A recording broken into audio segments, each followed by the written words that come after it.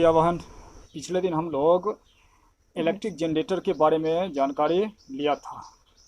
Electric generator दो type का होता है, एसी जनरेटर और डीसी जनरेटर। तो पिछले दिन हम लोग एसी जनरेटर के बारे में जानकारी लिया था, स्ट्रक्चर एंड फंक्शन। आज हम लोग डीसी जनरेटर के बारे में जानकारी लेते हैं। चलिए प्रारंभ करते हैं। तो चलिए डायरेक्ट डीसी जनरेटर के बारे में जानकारी लेते हैं। तो जनरेटर पिछले दिन हम लोग जानकारी लिए थे। जनरेटर दो ढंग का होता है, एक एसी जनरेटर, एक डीसी जनरेटर। तो डीसी जनरेटर इस शॉर्ट फॉर्म है डायरेक्ट करंट जनरेटर। तो वैसा जनरेटर जिससे वन डायरेक्शन में इलेक्ट्रिसिटी प्राप्त करते हैं। ये स्ट्रक्चर लगभग एसी जनरेटर के ही तरह मिलता जुलता रहता है। थोड़ा अंतर ये स्लिप रिंग जो वहाँ था, यहाँ कम्यूटेटर लगा रहता है। इसको आगे देखेंगे। तो पहले इसका स्ट्रक्चर पुनः देख लो। यहाँ भी एक परमानेंट हॉर्स टाइप मैग्नेट लिया जाता है, जिसका नॉर्थ पोल यहाँ N और साउथ पोल S लिया गया है।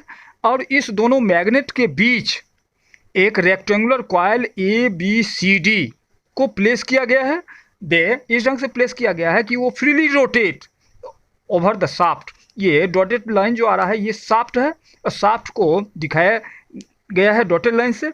इस पे ये रेक्टेंगुलर कॉइल आ रहा है और ये फ्रीली रोटेट कर सकता है। इस ढंग से एडजस्ट किया गया है। अब यहाँ देखो, ये डायरेक्शन दिखा रहा है मैग्नेटिक फील्ड। मैग्नेट के कारण जो फील्ड प्रोड्यूस मैग्नेटिक फील्ड ये दिखा रहा है। और ये मोशन ये डाउनवर्ड में, यानी फोर्स जो लगेगा डाउनवर्ड में, इलेक्ट्रिक करंट B2A पास हो रहा है। तो राइट हैंड थंब रूल के हिसाब से फ्लेमिंग का ये अप्लाई होता है। और मोशन डाउनवर्ड में ये भी, ये डाउनवर्ड में फोर्स लगता है। और यहाँ ये CD देख रहे हो, CD में ये अपवर्ड में लगता है। अब यहाँ ये साइड AB का ये one end that are connected to the commutator, ये वहाँ AC में स्लिप रिंग R1 R2 था, यहाँ कम्यूटेटर R1 एंड R2, ये दो पार्ट में इक्वली डिवाइड रहता है, जो कि हल्का गैपिंग रहता है। और मूवमेंट में वर्टिकल कंडीशन में जब आता है, यहाँ कुछ सेकंड के लिए गैपिंग हो जाता है, करंट ऑफ हो जाता है और डायरेक्शन चेंज नहीं हो पाता है। सेम डायरेक्शन में इलेक्ट्रिक करंट फॉलो होती है। ये R1 और R2, तो ए वायर का एंड रेक्टेंगुलर कॉइल में ए वायर का एंड R1 कम्यूटेटर से, और ये D एंड का R2 कम्यूटेटर से कनेक्टेड रहता है। इसके बाद ये कार्बन ब्रश B1 और B2 ये यहाँ लाइटली ये कम्यूटेटर से अटैच रहता है, जो मूवमेंट में ये वायर ट्विस्टेड, आउटर वायर जो है सर्किट का वो ट्विस्टेड ना हो, ये मूवमेंट करते रहता है। अब यहाँ एक गैल्वेनोमीटर इस सर्किट में लगा हुआ है, जो कि इलेक्ट्रिसिटी प्रोड्यूस होती है। तो गैल्वेनोमीटर का इंडिकेटर शो करता है कि इलेक्ट्रिसिटी फॉलो हो रही है या नहीं हो रही है। तो ये these are the structure of the DC generator. अब इसके बारे में जानो कि ये इफ़ वी रिप्लेस, ये अंतर क्या रहा है, ये एसी जनरेटर के बारे में कह रहा है। If we replace the slip ring of AC generator by commutator then it will became a DC generator. AC के जनरेटर के बारे में डिटेल जानकारी पिछले दिन लिए हैं। और ये यहाँ स्लिप रिंग था, स्लिप रिंग को हटा के यदि कम्यूटेटर R1 R2 सेट कर देते हैं, this is convert into DC generator. Same DC generator की तरह आ रहा है, स्ट्रक्चर हो गया। अब दस the DC generator A slip ring type of commutator is use. Slip ring type का ये कम्यूटेटर यूज होता है, जो कि यहाँ ये देख रहे हो फिगर में, देखो ये गैपिंग आ रहा है टू पीस में, ये बताओ नीचे भी गैपिंग, ऊपर ये टू पीस, जैसे मोटर में कम्यूटेटर था उसी ढंग से यहाँ डीसी जनरेटर में ये शाफ्ट पे अरेंज रहता है। अब when the two half ring of commutator are connected to the two end of the generator coil, ये कम्यूटेटर को ये रेक्टेंगुलर वायर के दोनों एंड A और D को कनेक्ट किया गया है। Then the carbon brush is at all the time connected with the coil are moving down. अब यहाँ कार्बन ब्रश B1 और B2 आ रहा है, हमेशा इसके कॉन्टेक्ट में रहता है।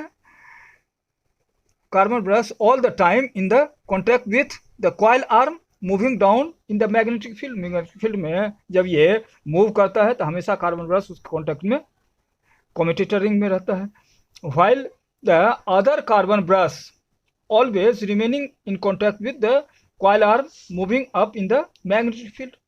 Due to this, the current is outer circuit always follow in one direction. और यही कारण है कि आउटर सर्किट में हमेशा वन डायरेक्शन में ही ये ए टू डी की ओर ये मूव, यहाँ से ये देख रहे हो R1 से निकलता हुआ आता है गैल्वेनोमीटर होते हुए, फिर R2 से इन करते हुए डी में जा रहा है, डी यहाँ ये मूव करता है, सर्किट पूरा होता है। इलेक्ट्रिसिटी हमेशा वन डायरेक्शन में फॉलो होते रहता है। अब ये डीसी जनरेटर का ये डायग्राम यहाँ दे रखा है। अब इसमें डिफरेंस एसी जनरेटर और डीसी जनरेटर में क्या आ रहा है, तो only the difference between DC generator and AC generator is in the way the two end of the generator coil are linked to the outer circuit. ये rectangular coil A का end और D का and ये slip ये commutator R1 और R2 से connect रहता है। DC generator we connect the two end of the coil to a commutator consisting of two half ring of copper. Copper का ये हाफ रिंग R1 R2 बना हुआ है, इसी से A एंड और D एंड कनेक्ट है। R1 से A1 A और D से R2 कनेक्ट रहता है। ऑन अदर हैंड, और जस्ट इसके विपरीत एसी जनरेटर में क्या था, यहाँ स्लिप रिंग R1 और R2 था जो कि A1 R1 से और D R2 से कनेक्ट था। And the generator we can note the two connect the two end of the coil to the full ring of copper that are slip ring, वो slip ring कहलाता था। तो इस ढंग से हम देखते हैं कि एसी जनरेटर और डीसी जनरेटर का स्ट्रक्चर और फंक्शन दोनों सेम है, सिर्फ यहाँ स्लिप रिंग और ये कम्यूटेटर हाफ रिंग जो आ रहा है इसी का अंतर आ रहा है। यहाँ बदल देते हैं, कम्यूटेटर R1 R2 डाल देते हैं तो that are DC generator direct one direction में प्राप्त करते हैं, और यहीं यदि स्लिप रिंग R1 R2 दे देते हैं तो वो एसी जनरेटर हो जाता है। और वर्किंग भी सेम आ रहा है, ये एंटी क्लॉकवाइज में मूव करता है, ए बी जो आ रहा है ये डाउनवर्ड में मूव करता है, ये अपवर्ड में मूव करता है।